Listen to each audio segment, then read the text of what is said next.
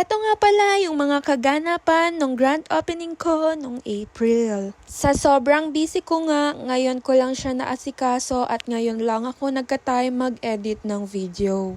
As you can see, pinaghandaan ko nga talaga ang grand opening ko at kita nyo naman ang dami kong pag-giveaways. Sa mga hindi nga nakaabot, bawi na lang po kayo next time at marami pa naman mga susunod. Talaga nga namang pinaghandaan ko yan sa sobrang daming pag-giveaways. Meron din akong pa-free food at live singer. Hindi nga putyo-putyo yung mga pag-giveaways ko, kaya kung isa ka sa mga nakakuha, ang swerte mo doon. At eto nga pala yung singer ko na pangmalakasan.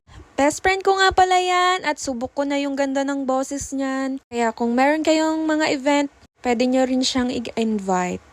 In fairness nga dito sa best friend ko, kahit may ubot sipon, ang ganda ng boses, mapapasana all ka na lang.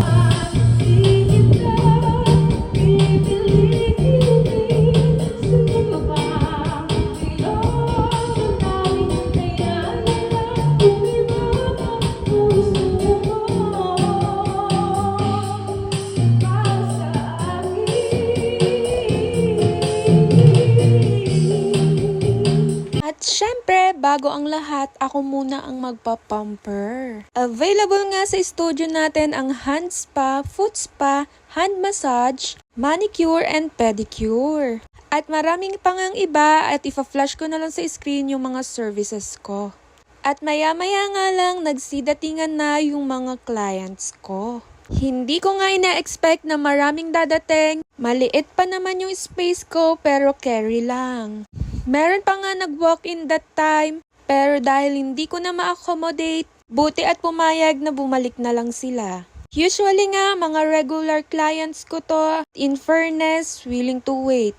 At naiintindihan nila yung space na meron lang ako. But I'll make sure na kahit maliit yung space ko, fully air-conditioned, relaxing and licensed artist po ako.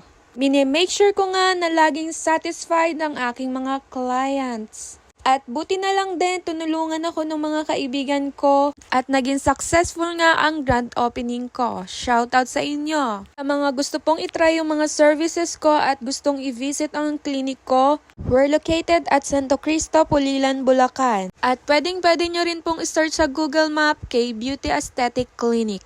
Hindi nga lang eyelash extension or nail extension ang ino-offer ko. Nakikilay, facial at piercing din po ako. Hindi ko na nga na-videohan yung buong mga nangyari dahil after nga nito ay may nag-walk-in pa. At super haggard na nga ang auntie nyo kaya hanggang dito na lang.